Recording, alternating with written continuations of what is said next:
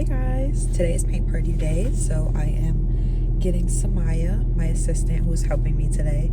Today we have about 19 people, so I'm just going to be showing you from beginner friendly. I'm going to be showing you from start to finish how I teach a paint party. So how I set up in real time, how I instruct, how I do help people, how we go around, how we clean up, how we take all the pictures, and how we get all the videos, and then I'll give you a recap in the end.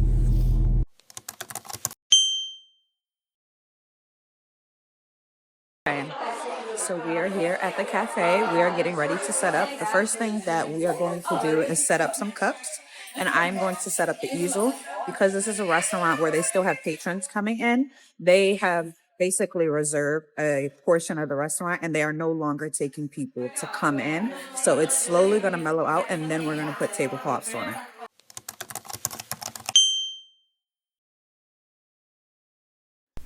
So as you can see, I set my easel up all the way in the front of the room. You just want to make sure that everybody can see you. I also put all my bags in one designated area. Ideally one that's not too visible by everybody, or a closet if they let you use it.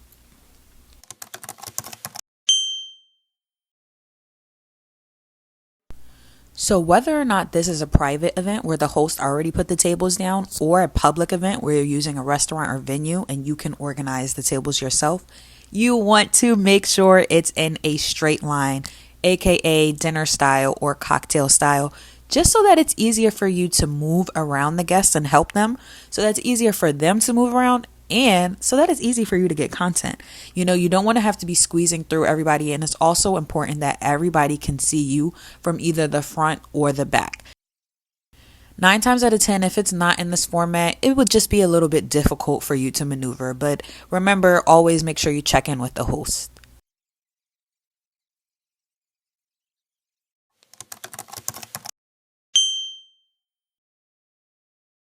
So when you're setting up the paint table is just any extra table that, if it's a private event, the host, the person that booked you, lets you use, or just an extra table that the venue or restaurant lets you use.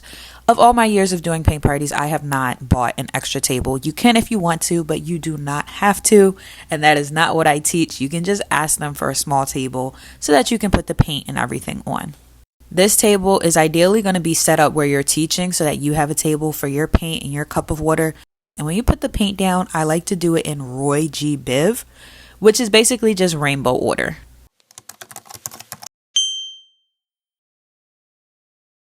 So because I had an assistant for this event, I was able to work on the paint table while she worked on the rest of the tables and the easels. And then once I finished with the paint table, I joined her. But we are just continuing the steps from earlier. When you set the napkins down, you put the brushes down, whether you have 3, 4, or 5.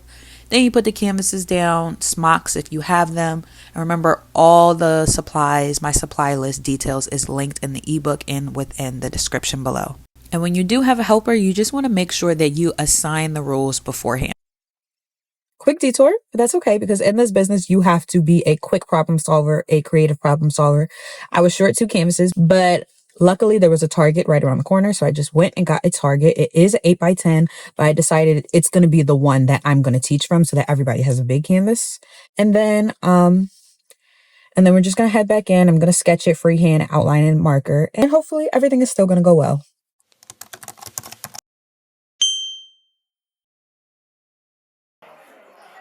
I didn't know if I was doing plates, so I did. Yeah, two. Now it's time to serve the paint. When I'm serving the paint, I make sure I put all the plates out, however many the table can handle, then I restart. And I put the essential colors only. When I say essential colors, it's just the basic colors that they need for the picture. And then if they want to customize it with any additional colors, they can get that later. Some events, I'll say it's self-serve, meaning they can come up and get the paint themselves, and I'll have an example there of how much paint they should get. Or I'll just tell my assistant, and I'll tell all the guests that they can let us know what color they need, and then I can bring it to them.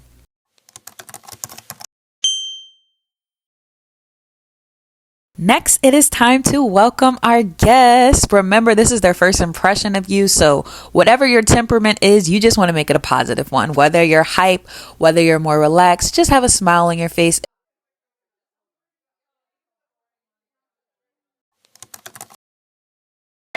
I just want to do a check. Is this anyone's first time here at We got two first time painters? Woo! Oh, okay. 1, 2, 3, 4, 5, 6, 7. Okay. Well, welcome. I'm honored that you're here. So, as I said, my name is Zay. This is Samaya. As I see there's some more guests coming in, we'll catch you up to speed as they come in. You can see I'm teaching from the smaller version, but all the brushes that I'm using is going to be on the full scale version. If you need any help, if I'm going too fast, say, slow down, please. Can you come over here? Me and Samaya are both artists, so if you can't get my attention, you can get hers as well. We're going to do a supply check, okay? So does everybody have a canvas? Zainab. Canvas? Does everybody have a cup of water? Does everybody have 4 paintbrushes? Everybody have a paint palette and 2 napkins. Perfect. So, just a review of the brushes, right? This blue brush, this is your large brush. We'll be using this mostly for the background and for large spaces. Each time we finish with a brush, you just dip it in water and wipe it back and forth on the napkin. I like to say back and forth so that you can really see that all the color is out, right? This is the medium brush right here. It's the green one. This is for medium spaces. We have another one. This is like the second smallest. It's not medium, but it's not tiny, so I'll call it small. It's the small brush. That's for smaller spaces. And then we have the tiny brush. This is going to be for tiny spaces and for line work, okay? So, what we're going to do is a little mantra. So if everybody could raise their right hand and repeat their right hand and repeat after me. So everybody say, I will give myself permission to create and I will not judge my painting or my neighbor's painting until the very end. Okay.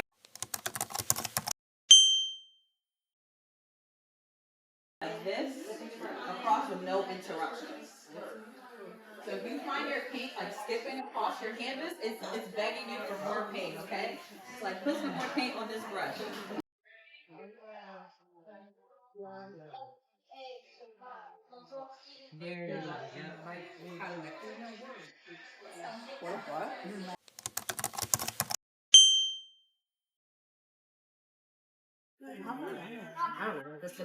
So for that third blue that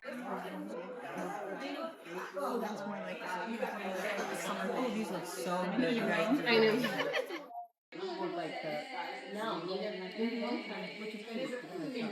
Oh, I love this. That's so cute. Professional artist here. And another tip, if you're blending, right? Like your background, but the paint is dry, you can just add a little bit of water to your brush so that it helps it move a little bit more. But I don't want it to be too white. So in order for that to happen, I'm going to take some of this white on my paintbrush and take a speck of black. And when I mean speck, it's like you barely want your brush to go into black. When in doubt, my favorite formula for instructing is just remember to tell them, I'm using my blank brush with my blank color and I'm creating whatever the stroke is. For example, I'm using my large brush, I'm using light pink, and I'm creating a long stroke across the top. And just remember, you're going to be a broken record. So just repeat it a few times as you're doing it up front and then once you circulate around the room.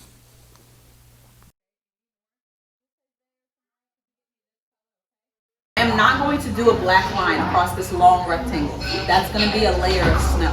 So if you already did it, it's fine. You can wait for it to dry and cover it white. But I'm not doing a black line here, just in case anybody goes ahead. Okay? Yep. So this line right here, the longest rectangle, that's not going to be a black line. That's going to be a white line of snow. And if you're like, where are you talking about? You can look at your example picture too. Yes. Now I'm using my small brush to just fill it in. And as you can see by this point of the night, I am mostly circulating around to people that need help. 9 times out of 10, I won't finish the entire painting at an event because I want to make sure everybody likes their piece. So do not be hard on yourself if you don't finish the sample painting up front.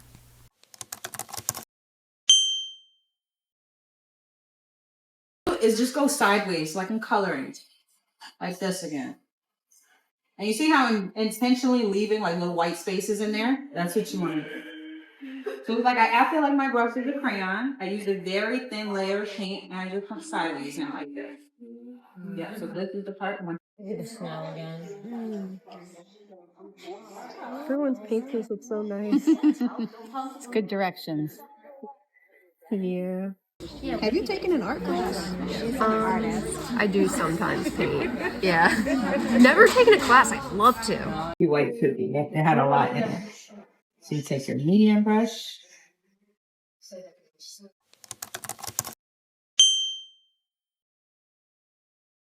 Christmas in Paris. 3. Christmas in Paris. Woo!